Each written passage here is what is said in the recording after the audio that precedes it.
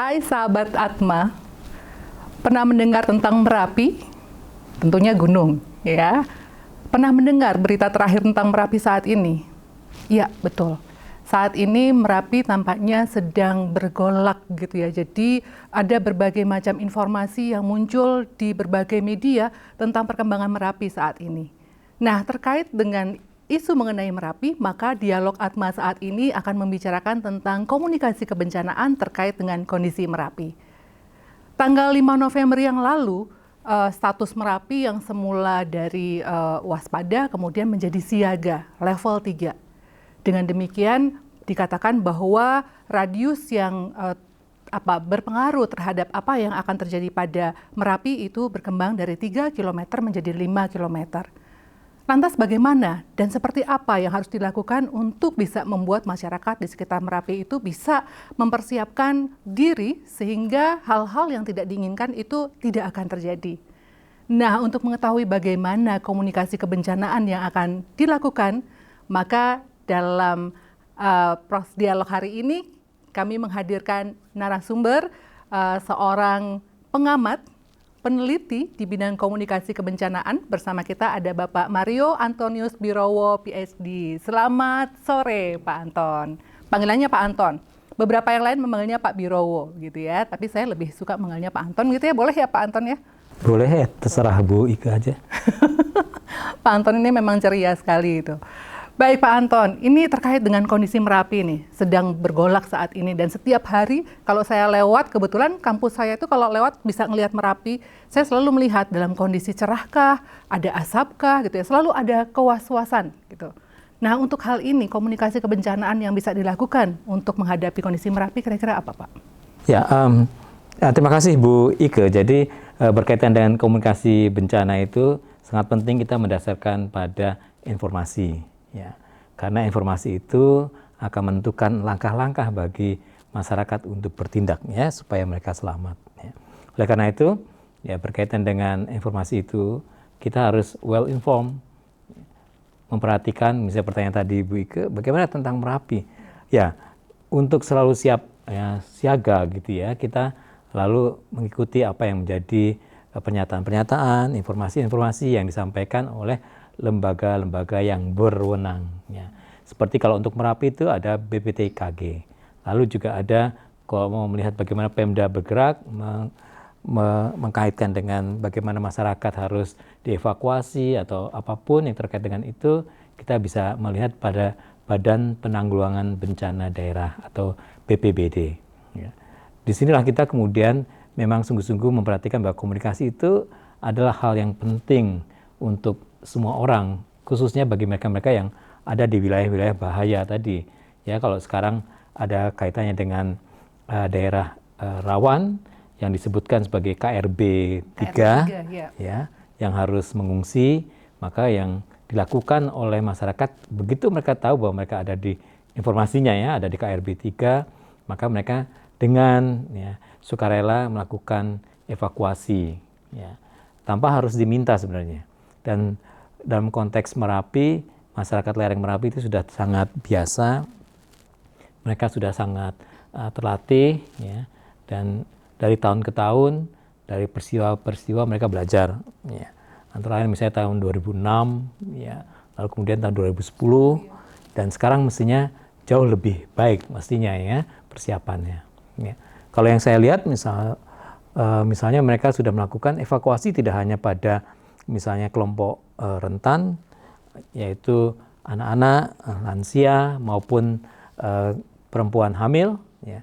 Tapi mereka juga sudah mulai untuk mengevakuasi hewan-hewan ternak besar, ya. Di mana mereka merasa bahwa hewan ternak ini tidak hanya soal ya hewan yang sifatnya berbeda dengan manusia, tetapi mereka melihat hewan ini adalah semacam kesayangan, ya, bagian dari investasi bagi mereka sendiri. Oleh karena itu, pada kasus-kasus sebelumnya kemungkinan banyak warga yang tetap bertahan di wilayah rawan karena mengingat keselamatan hewan ternaknya, bagaimana kalau ditinggal misalnya. Tapi kalau dengan cara-cara sekarang, mereka bisa mengevakuasi dan merasa aman, nyaman, karena melihat bahwa hewan ternaknya juga sudah dalam situasi aman. Ya. Nanti kita bisa lihat lebih jauh bagaimana kemudian masyarakat belajar dari setiap hal yang mereka pernah dapatkan dalam kasus-kasus sebelumnya. Ya, ini menarik ya. Ya. Dalam kasus Merapi memang sifat kemandirian warga itu luar biasa.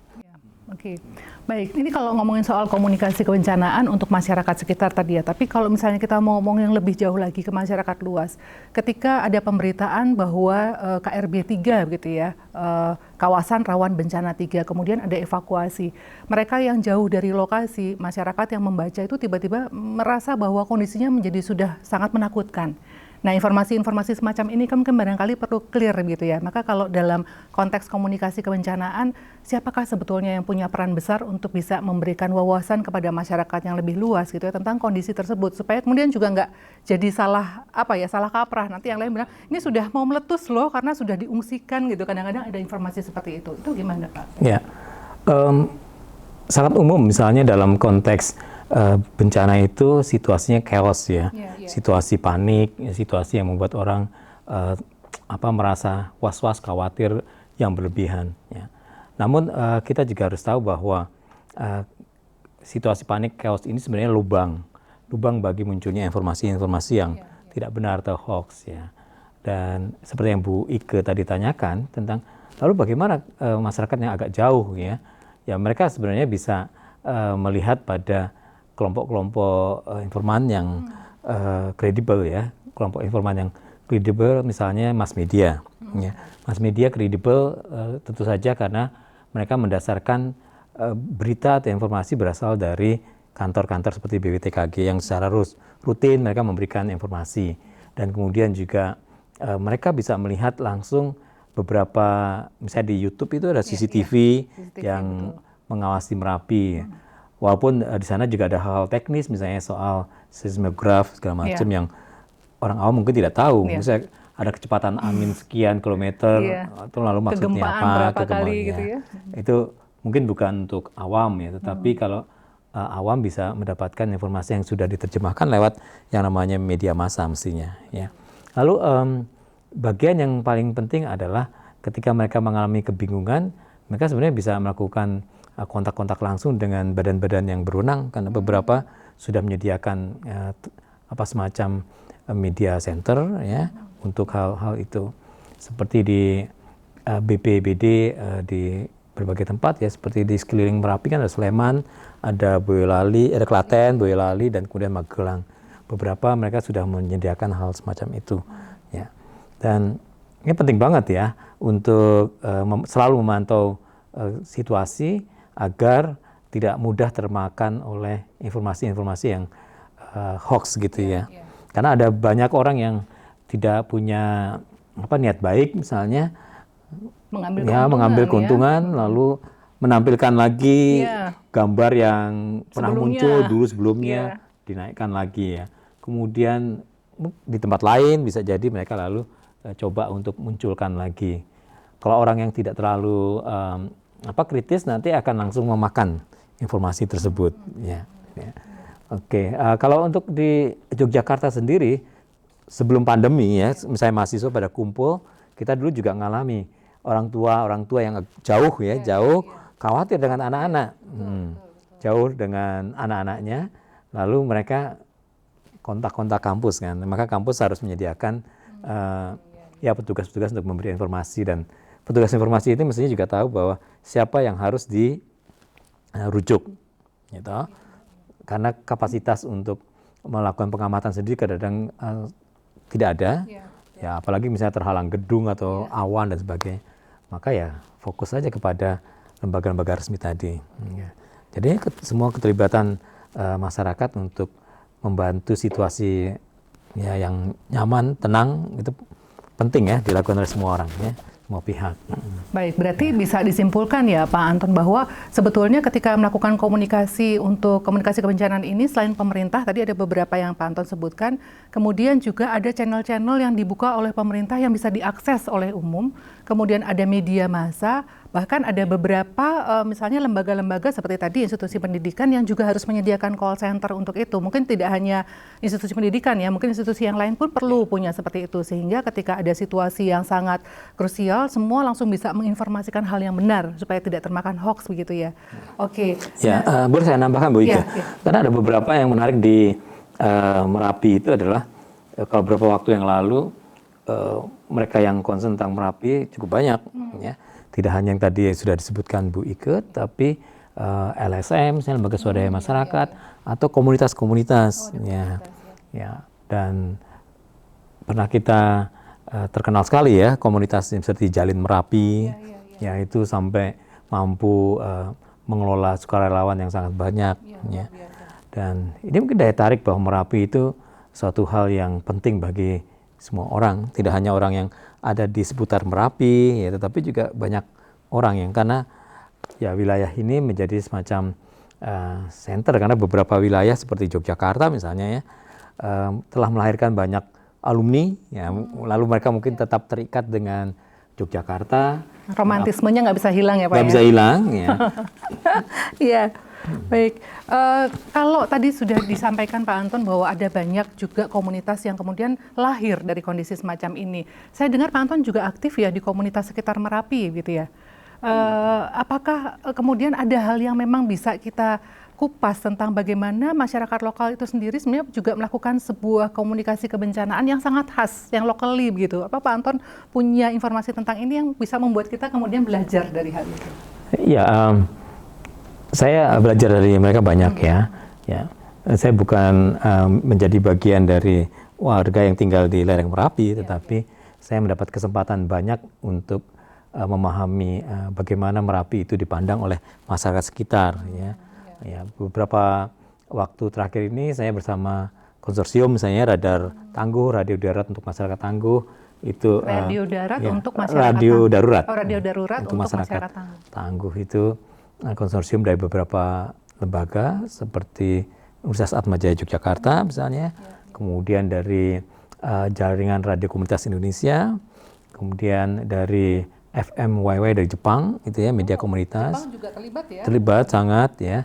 Kemudian dari Combined Resource Institution, ya ASM, lalu juga dari Asosiasi Radio Komunitas Dunia untuk Asia Pasifik, ya ada juga yang support dari pemerintah Jepang, ya.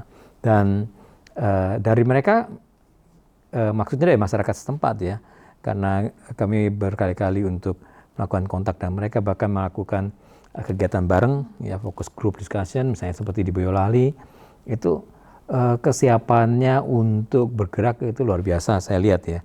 Relawan-relawannya keren-keren ya. Misalnya seperti klaster komunikasi dan informasi dan dokumentasi ya. Itu jauh sebelum peristiwa Merapi yang sekarang ini, artinya sejak naik level ya dari level 2 ke 3 itu melakukan semacam kegiatan rutin ya. Itu mereka prakarsai sendiri gitu prakarsai ya? Sendiri tanpa ada campur tangan pemerintah gitu? Ya pemerintah bisa jadi memberi akomodasi saja, mengakomodasi ya misalnya ruangan, tempat ya. Tetapi mereka tidak mendapatkan sesuatu upah atau honorarium, tetapi kesadaran untuk mereka kumpul ya, karena mereka merasa bahwa semakin siap masyarakatnya akan semakin aman situasinya dan akan semakin nyaman hidup bersama Merapi gitu kan istilahnya. Dan dari situlah kita kemudian bisa belajar bahwa mereka melihat kalau orang-orang jauh seperti kita ini ya, jauh dari Merapi, artinya dari kota Jogja, kita bisa melihat saja seringkali kita akan bereaksi yang agak berbeda dengan teman-teman di atas itu. Misalnya kita lalu mengatakan, kenapa kalian tidak ngungsi aja sih sejak sekarang supaya aman gitu ya. Ya. Tapi ini kan berhubungan dengan manusia ya, berhubungan dengan di mana manusia, masyarakat itu juga memiliki kelekatan dengan lingkungannya, ya tidak seperti barang yang mudah pindah dan sebagainya. Dan di sana mereka punya tradisi, punya akar budaya yang mungkin sudah ratusan tahun ada di sana, ya, dan tidak mungkin dengan mudah dilepas dari akarnya. Ya. Sehingga pendekatan-pendekatan untuk masyarakat sendiri memang perlu berangkat dari mereka sendiri, ya, dibandingkan harus menggusur langsung, ya, lebih baik kemudian masyarakat kemudian melakukan upaya-upaya yang aman buat mereka. Ya. Dan ya pada banyak kasus di lereng Merapi itu mereka menghidupkan suatu cara-cara bagaimana ya tadi hidup nyaman bersama ancaman misalnya Merapi. Merapi tidak hanya dilihat sebagai sebuah gunung, tetapi mereka melihat bahwa ada berkah-berkah yang datang dari Merapi misalnya. Ya. Tentu saja kita lalu bisa melihat ya antara lain kesuburan. Ya. Dan setiap saat setelah Merapi erupsi aktif itu ya pasir-pasir ya banyak menghidupi banyak orang ya. Bahkan kalau kita jadi lihat area wisata juga ya setelah itu. Lingkungan menjadi karena situasi gunung yang indah dilihat itu juga lokasi wisata banyak sekali bermunculan di sana. Ya. Dan kita bisa melihat misalnya kalau jalan-jalan di lereng Merapi itu ya rumah-rumah mereka dibangun ya, dengan kokoh ya. Artinya menunjukkan bahwa dari sisi ekonomi kemungkinan mereka ya, cukup terbantu. Ya. Sayur-sayuran misalnya pertanian juga subur di sana. Ya. Ya boleh dikata dari sisi berkah ekonomi Merapi banyak memberi sehingga mereka merasa bahwa ini adalah suatu hal yang harus dihadapi ya dengan bijak antara lain tetap hidup di lereng Merapi tapi mereka tetap waspada. Ya, mereka katakan ya nyaman ya, bersama ancaman hidup bersama ancaman Merapi. Ya. Ya ini menarik untuk belajar banyak dari warga tentang bagaimana beradaptasi itu luar biasa ya. Ya dan ya persoalannya adalah bagaimana kemudian kita semua yang ingin mendukung keselamatan warga-warga di sana bisa bahu-membahu seperti tahun-tahun 2010, 2006 ya. Dan kemungkinan lalu ya kita berharap semakin siap, semakin aman ya. Jadi sekarang konsepnya masyarakat di sana adalah bukan lagi hanya respon. Ini menarik ya. Tidak hanya begitu meletus, jebluk itu baru mereka bergerak ya, tapi mereka punya semangat yang disebut sebagai pengurangan risiko bencana, PRB. Bahkan sudah naik levelnya pada kesadaran untuk mengurangi resikonya. Ya.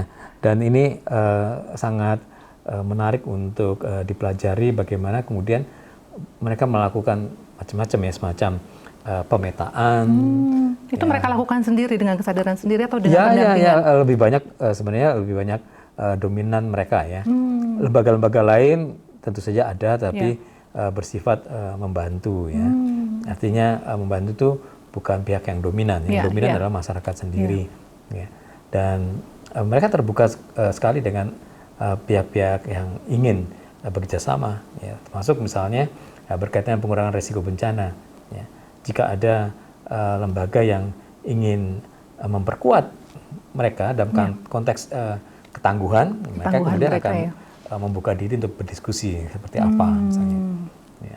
Pernah sih sebenarnya terpikir misalnya bagaimana wilayah itu kan kalau dalam situasi aman. itu indah ya. Banyak lokasi yang menarik untuk wisata. Spot-spot wisata luar biasa tuh. Keren betul. Ya. Dari semua sisi indah Pak ya dilihatnya tuh. Dan suatu saat kita harus ngomong itu lagi ya. Saya banyak banget melihat wah ini keren banget ya. Banyak hal bisa dibahas ya. Bahkan ya lain kali lagi aja kita Oke, sahabat Atma, luar biasa ya. Tadi kalau kita lihat bahwa ternyata dari cerita Pak Anton, ada satu upaya untuk tidak lagi melihat Merapi ini sebagai sebuah ancaman, tetapi sebagai sahabat. Dan bahkan masyarakat Merapi sudah mulai mempersiapkan hal-hal yang kemungkinan akan terjadi dengan tadi ya, persiapan ya menghadapi atau risiko terhadap bencana itu sudah dihadapi sebelumnya, dan ini menjadi satu hal yang luar biasa karena hal semacam ini tidak mudah dilakukan. Tentunya tadi ada upaya-upaya yang kemudian dilakukan untuk bisa mempersiapkan, bahkan ada keterlibatan pihak lain yang juga punya tanggung jawab, merasa punya tanggung jawab untuk membuat masyarakat ini menjadi tangguh. Sehingga kalau kita bicara soal Merapi, mungkin nggak lagi ketakutan nih yang muncul. Sekalipun kita melihat ada asap sedang bergulir di sana gitu ya, tetapi kita akan melihat bahwa ini sebagai sebuah kondisi yang harus kita hadapi, dan itu menjadi sahabat bagi kita ya Pak ya, sehingga dalam prosesnya kita tetap bisa bersahabat dengan Merapi meskipun sedang dalam kondisi erupsi semacam ini gitu ya.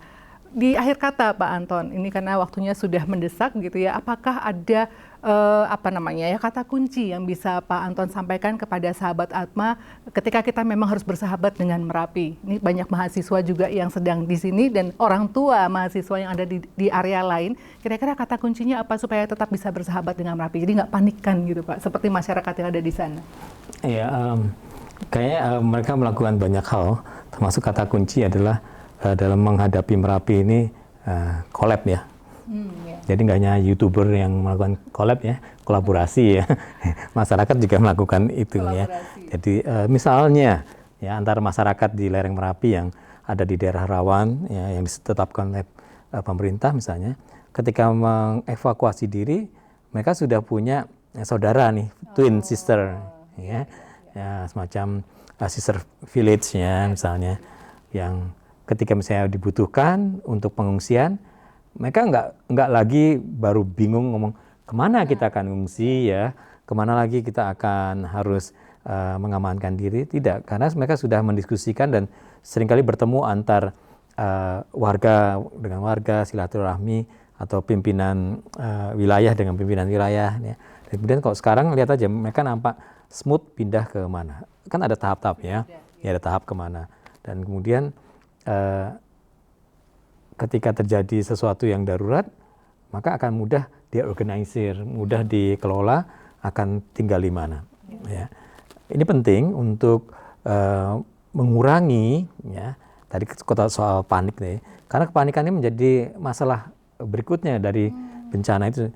Bisa jadi dari bencana utamanya itu selamat, aman, tetapi karena panik lalu jatuh dari motor, ya, kecelakaan dan sebagainya yang sebenarnya tidak harus terjadi kalau lebih siap ya. Dan kemudian ya seperti tadi ya, bahwa jauh-jauh hari mereka sudah mikir tentang desa bersaudara segala macam atau sister village.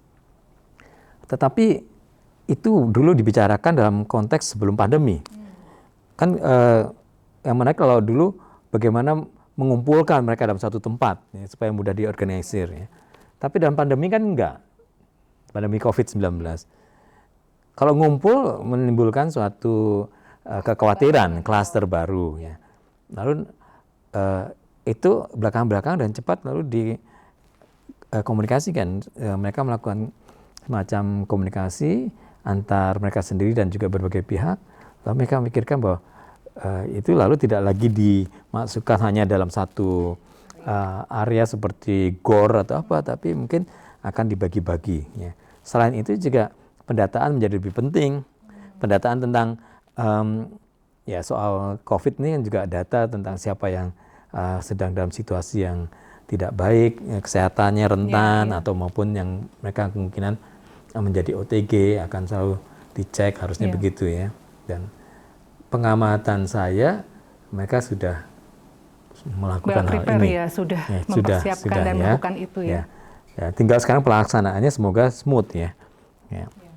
Bencana ini kan bukan sesuatu yang mudah direncanakan ya. Tapi kombinasi ya. Kombinasi. Tidak ada orang yang berharap ini terjadi, tetapi harus dipersiapkan karena memang kita bersahabat dengan bencana ini. Ya, saya melihat ada tempat pengungsian yang sudah dipeta-petakan gitu ya, satu kotak satu. Dibuat kotak-kotak. Gitu, dan itu menjadi sesuatu yang luar biasa kan, jauh-jauh hari. Bisa jadi nanti begitu ada situasi evakuasi, problem akan muncul lagi.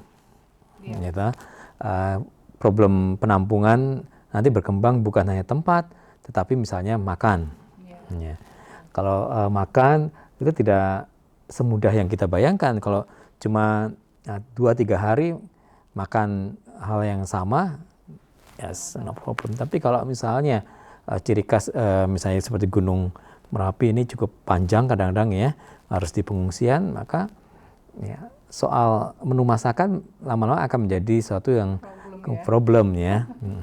Ya seperti di Gunung Agung menarik, ada beberapa tempat yang mereka yang melakukan evakuasi di Banjar-Banjar gitu ya, itu akhirnya dapur itu seperti terbagi-bagi ya, terbagi-bagi, mereka membagi misalnya dalam satu dapurnya sama tapi beberapa kompor dan masing-masing bisa masak sendiri. Bahannya bisa sama, karena bahan itu bisa disumbangkan dari siapapun, terus mereka kelola sama-sama. Ya, karena ya kayak misalnya saya dimasakin jangan lodeh oleh ibu saya, ya rasanya lebih enak gitu ya. Ya. Dibandingkan misalnya jangan lodeh orang lain, ada taste khusus yang ini mungkin membantu dalam proses yang bahwa pengungsian itu tidak hanya soal badan dipindahkan, tapi mental juga. Banyak hal juga. Dan untuk mahasiswa juga jangan lupa bahwa teman-teman mahasiswa ini punya peluang untuk jadi relawan. Oh iya. Okay. Antara lain relawan untuk soal informasi lagi tadi, soal informasi. Yeah. Ya, saya nanti juga berharap ada mahasiswa yang kemudian mengajukan diri untuk jadi relawan informasi mengatasi hoax. Yeah. Relawan yang akan membagi informasi tentang logistik, ya, informasi tentang macam-macam yang kemungkinan akan berguna dan itu dijadikan satu. Oh, Jalin Merapi dulu sangat kuat ya, kental dengan banyak hal itu ya. Oke. Baik, terima kasih Pak Anton.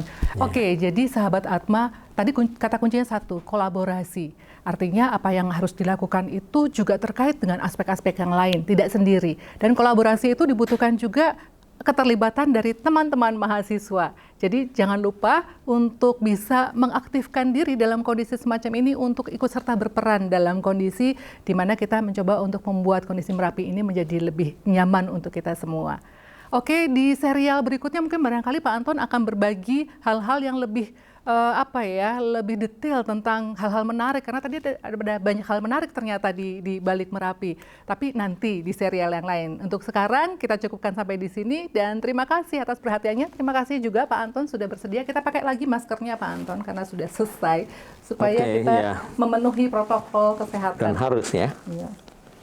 Kita sama-sama mengucapkan selamat tinggal kepada sahabat Atma. Selamat tinggal sahabat Atma.